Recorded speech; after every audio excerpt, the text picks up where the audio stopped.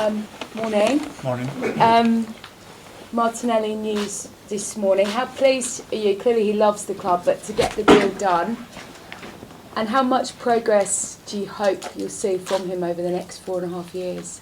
Yeah, great news. Obviously, we want to build on all the talent and youth that we had in the squad, so it's great to see them happy and willing to commit to the club and what we want to do for the future. So he's a player with enormous potential that still has so many things to improve, but is already performing at a really high level.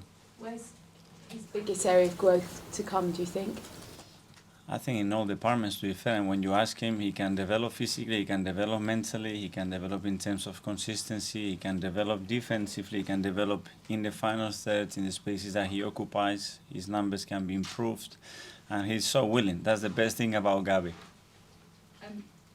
Obviously, he's been key for you alongside Saka and Saliba, and we know that contract talks are ongoing with those two. Are you any further down the line? And how important is that just to get done and then you can kind of move on? Part of the plan, obviously, is to extend the contracts of our biggest talents at the club and commit them for the future, and we are trying to do that. And we have started with Gaby, which is good news.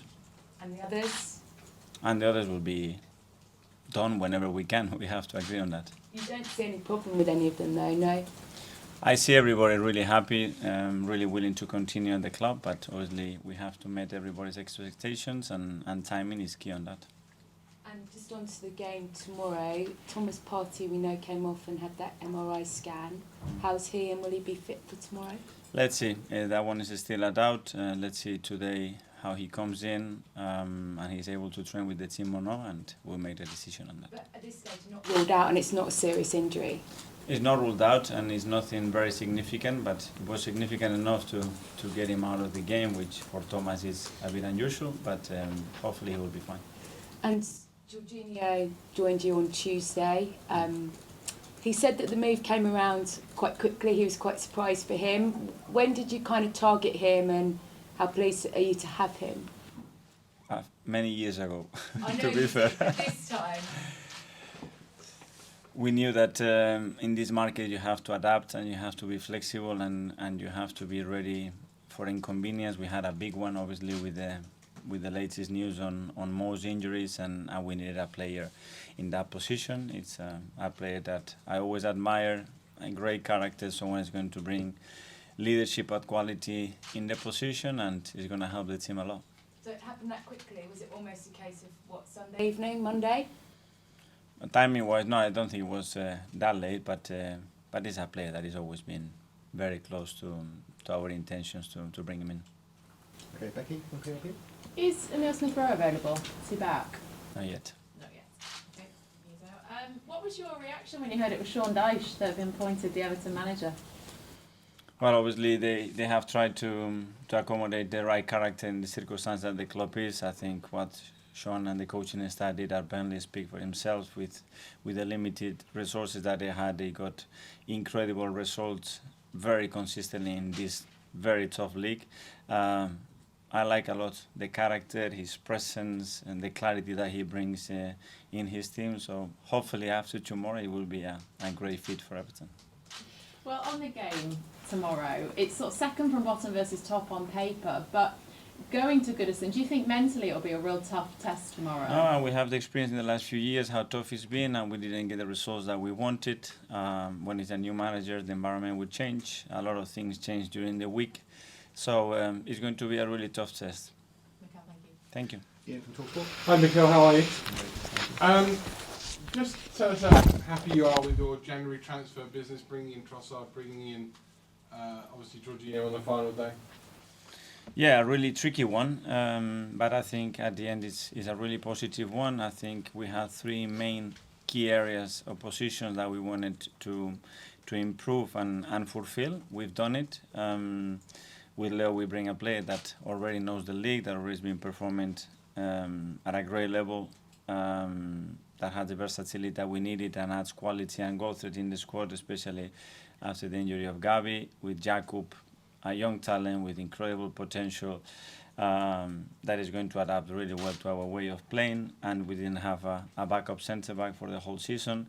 And then the last one with George, a player that speaks himself. You look at his CV, his playing record, his quality.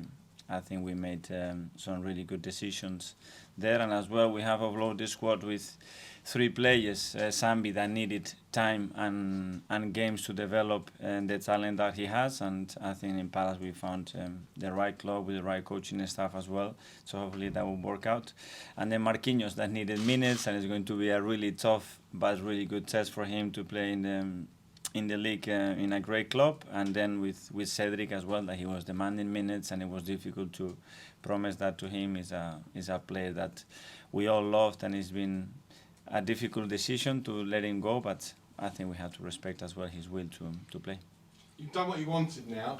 In a sense, are there no excuses if you don't win the title from the position you're in, the players you've got in, the squad you now have? If you want to put it that way, it's fine.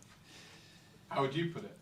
Excuses? Yeah, so No. I mean, I think every team has been on 50 points at this stage of the season has gone on to win the league. So No, what we have to do is train really well tomorrow and win, and play well to win. That's the only thing we can do, because we cannot play every player that we have in the squad. I think we have to pick 11 and then the substitutes. So I'm glad you brought that up, because I was going to mention not necessarily just Chelsea, but in general, the amount that was spent in the January transfer window was unbelievable considering the times that we're living in.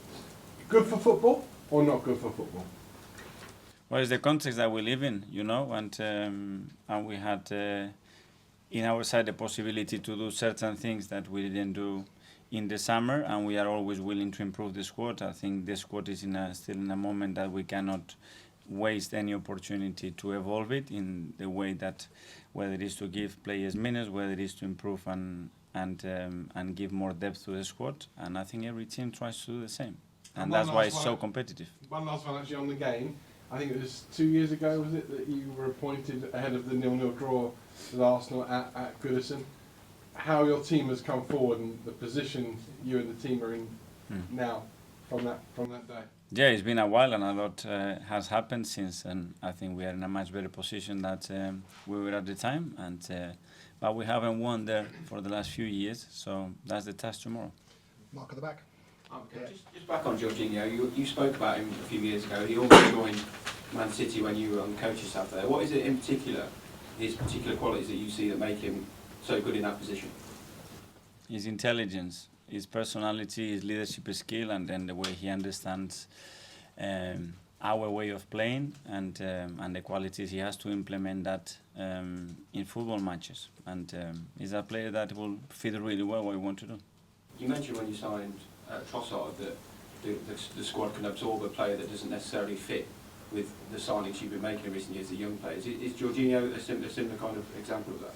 Yes, and then you have to adapt to the circumstances as well that we had, and obviously the injury of Mo, the significant injury of Mo, had to have a plan behind him that probably wasn't the case just before that injury happened, and we have adapted and we have improved the squad.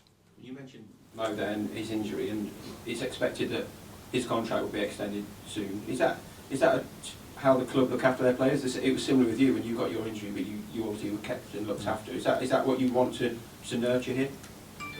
Our way of treating people, our way of living together, and what we expect from people is to give the maximum. And when it's the other way around and things become difficult, I think the club has to behave in the right way, and we have some really good examples, and we have to continue to do that. And finally, the live section of the Hi Mikel, a successful transfer window of course brought in 3 players in key positions, and that's been a theme that's run through previous transfer windows, but have you always been able to get the players that you initially wanted, and what needs to change maybe to make sure that Arsenal get their priority targets in every window going forwards? I'm really happy with what we've done. For what you plan to, and actually what you can do in this industry, normally it doesn't happen, so you have to mold and adapt, and we've done that. The most important thing is at the end the profile, the person, and the qualities that we bring to the squad make us better, and I have no doubt that we've done that. And Sambi Lokonga's left on loan to get more regular game time. You've brought in a lot of young players in different positions, like Fabio Vieira in the summer, Kivior now. They're behind established players in their positions, and Lokonga's left off to get more minutes after failing to do that here. How do Kivior and Vieira, for instance, know that they're going to get the minutes they need to develop at such a crucial age in their career? How do you know? How are they going to get the minutes? If they train really well and they play really well, I guarantee you that they will have the minutes. Because the other guys, they had the minutes. But to develop, sometimes you need to have them in a different position, different environment, and sometimes we have to mold that.